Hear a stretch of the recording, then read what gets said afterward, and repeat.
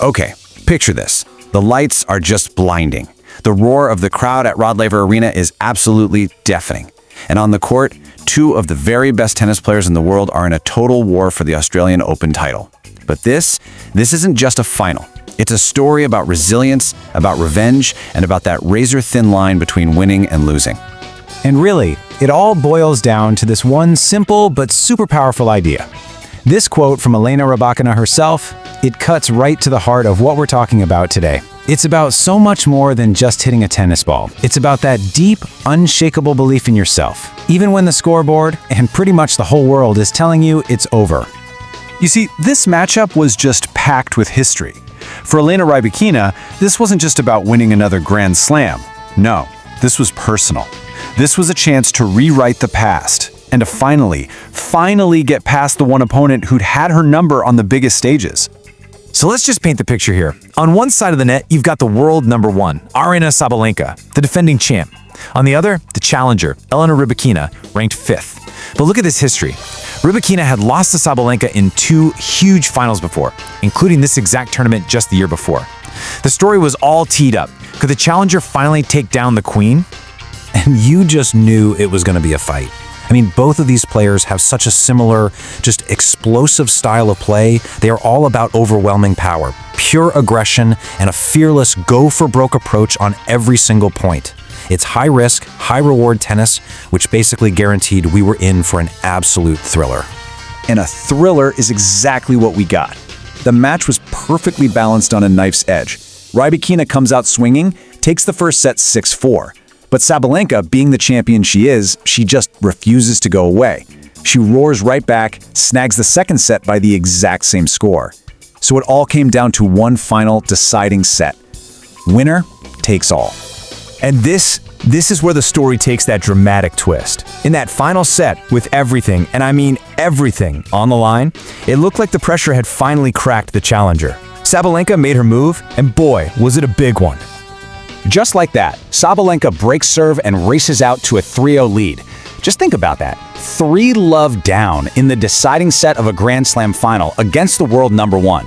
For pretty much anyone else, that's game over. The dream was just slipping away. So you gotta be thinking, right, as you're watching this unfold, what is possibly going through Rybakina's head? Is this it? Is this just history repeating itself all over again?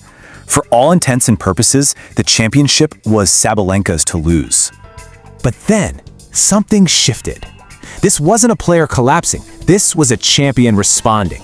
Instead of getting frustrated, Rybakina found this incredible focus. And right there, staring defeat in the face, she mounted one of the most unbelievable comebacks you will ever see. And it was just this blitz. First, she holds her serve, stops the bleeding. Then she breaks Sabalenka right back. Game on. She holds again. Then you're not going to believe this. She breaks the world number one again. And finally, she holds serve to win 5 straight games. She completely flipped the match on its head to take a 5-3 lead. It was absolutely breathtaking tennis.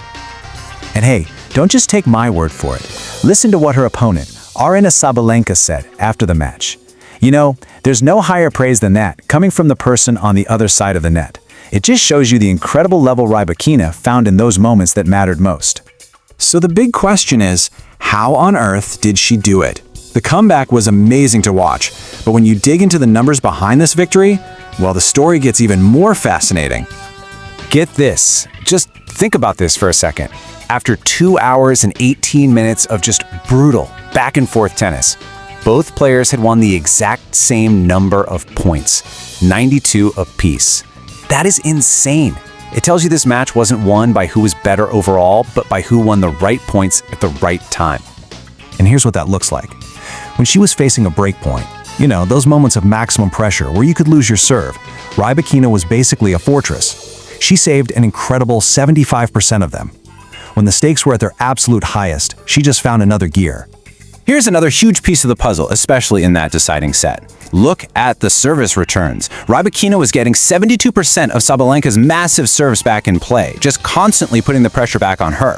Sabalenka, on the other hand, down at 59%. That little difference ended up being a massive deal. You know, we throw that word clutch around all the time in sports, but what does it actually look like?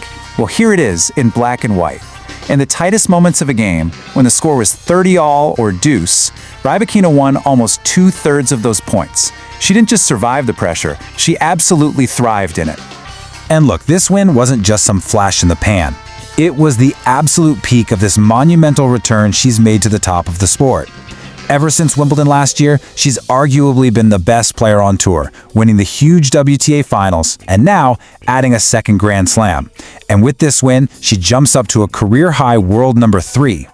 Which really brings us right back to where we started. When two players are so evenly matched, when the total points are literally identical, what's the difference maker? What separates the winner from the loser? Maybe it's not something you can find in the stats at all. Maybe, just maybe, it all comes down to that quiet, stubborn belief that even when you're down 0-3 in a Grand Slam final, you can still find a way back.